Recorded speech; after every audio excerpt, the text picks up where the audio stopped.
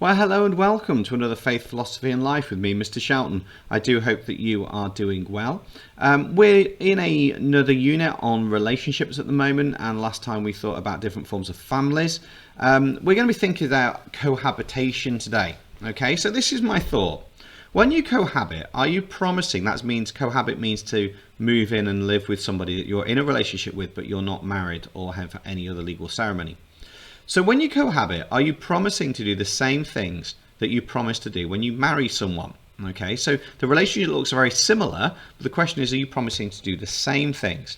And what I'd like you to do is to come up with three vows that you think are important to live with when you live with someone. So for example, you might promise to always do the dishes. Or to always be faithful to them. Well, I've given you two ideas there already.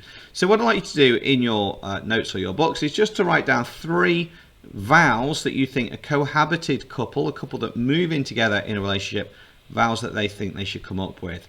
So pause me now when you do that, and then you're going to come back to me for our cheesy intro sequence.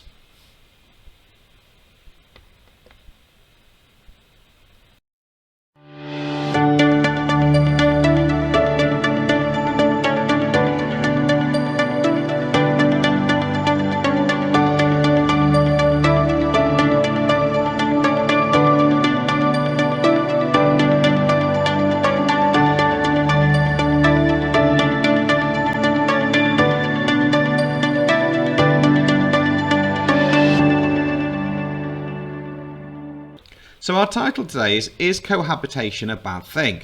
Today we're going to explore Christian viewpoints on the themes of marriage and cohabitation. So please do write that title down. And as always, as we go today, do pause me where you need and obviously send all of your work through to your teachers because we'd love to see it. It's going to be a good outcome if you can state what Christian teaching about cohabitation is. It's going to be great if you can state what the Christian teaching about cohabitation is from two different viewpoints, two different traditions. And even better if you can use some biblical teaching to support your answer. During today's session then, we're going to look at vows, we're going to look at discussion question, we've got a media clip, some article and research, and then there's an exam question for you to amuse over using the AQA exam board. So to start off with then, I want you to think about this for a second. I know we've not done marriage yet, but you've got a concept of marriage. So would you say is marriage out of date? Because in these days, people are able just to move in together and live a full life quite happily together. So is marriage therefore not needed? So I want you to have a think about that. Maybe write an answer down. Maybe share some ideas if you're self-isolating with other people as well. Think about it from a social viewpoint. So think about it from the perspective of what society might teach. Think about it from a moral viewpoint. Is marriage now no longer necessary? Think about it from a religious viewpoint and think about it from a British viewpoint. Give some reasons for your thinking, maybe come up with a little paragraph or so.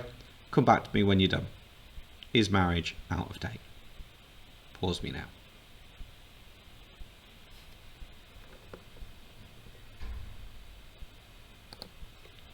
Okay, so the next thing I'm going to do is I'm going to show you a little clip. Now, there are lots of facts in this that you could easily disagree with. This is taken from a very Catholic perspective, and Catholics do not agree, in the Catholic Church that is, with cohabitation. So what facts do you disagree with and why? You don't need to write anything down at this point. I just want you to watch this and just see which parts do you particularly disagree with. So let's watch this now.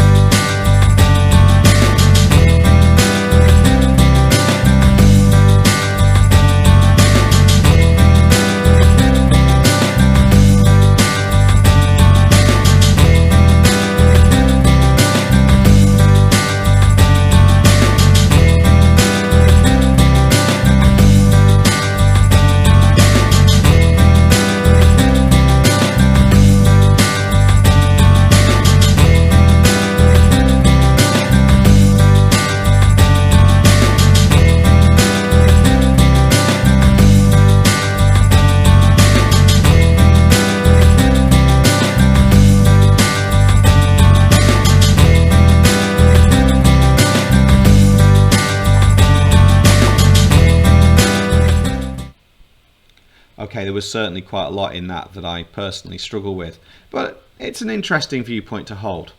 So what I'd like you to do is, in the description below, you'll find a cohabitation worksheet and a magazine template, but you can draw your own magazine template out if you would rather.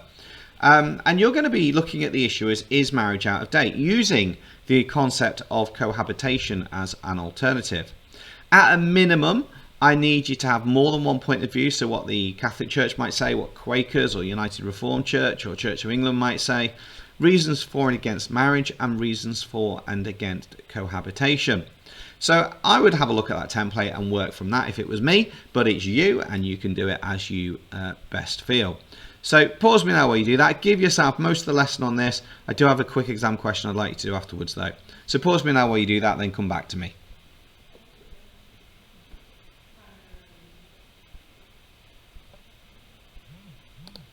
So we said a good outcome would be if you could state what the Christian teaching about cohabitation is, and hopefully you've got that sort of knocked on the head now. Great if you can talk about what cohabitation is from two different viewpoints, and again hopefully you've got some really good ideas on that, and even better if you can use some biblical views to support your ideas. And that is now where we are going to that exam question. So it's a 12 marker, so it's an evaluation question. And the question is this: marriage is out of date, everyone should just live together.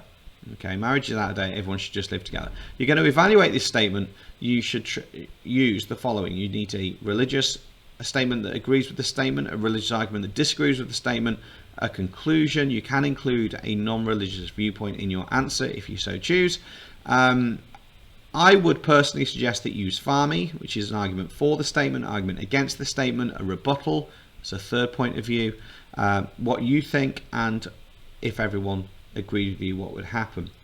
Just do what you can on that. I'm going to go through the marking criteria of it afterwards with you, and try and make sure that you've got some quotes in there as well to support your viewpoint. So give yourself sort of 12 minutes or so, pause me then and come back to me.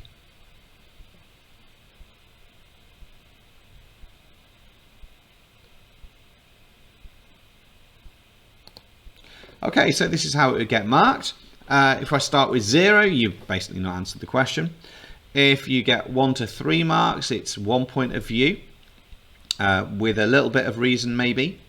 If it's 4 to 6 marks, that's the maximum you can get if you don't include any religion, but as long as you started with like some Church of England, some Roman Catholics, then you're going to be in the right place anyway. If it's logical, it's a chain of reasoning. So again, if you used FARMI, that's going to be pushed that to that 4 to 6 marks before you even do anything else. For it to be 7 to 9, what you need to do is to come up with a reasoned consideration of a view of points. It needs to be logical, and there needs to be clear reference to religion. Again, if you follow the FARMI technique that I spoke about, for, against, rebuttal, my opinion, if everyone, then that's going to be pushing that. And if it's 10 to 12, there's a lot there, a lot of reasoned judgment. That's your my opinion section, and there's lots of information and evidence, including quotes and things like that. And again, that would fit under that 3 or band 3 or band 4. So give yourself a mark, maybe set yourself a target of what you need to do to improve in the future.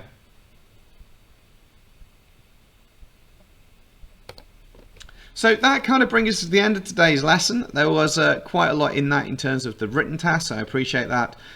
So a good lesson, you state what Christian teaching is about cohabitation. Great if you can state what cohabitation is from 2 different viewpoints, and even better if you can use some biblical teaching or Christian teaching to support your answer.